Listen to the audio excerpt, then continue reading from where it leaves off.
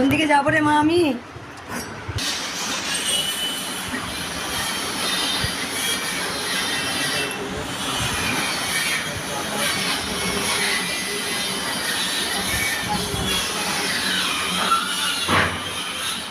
আজকে এখনো ভক্ত আছে? কই ইলোরা মায়ের কে এসছে বললাম? ওই যে ওনারা।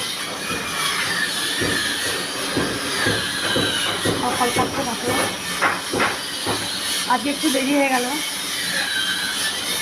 কারণ আপনারা জেনে গেছেন আমার একটাই স্বপ্ন আছে, মাকে নিয়েই ভেবেছি, এখনও মাকে নিয়েই ভাবি, মায়ের মন্দির করতে হবে, সেই বিষয়ে কথা বলছিলাম, সেদিন একটু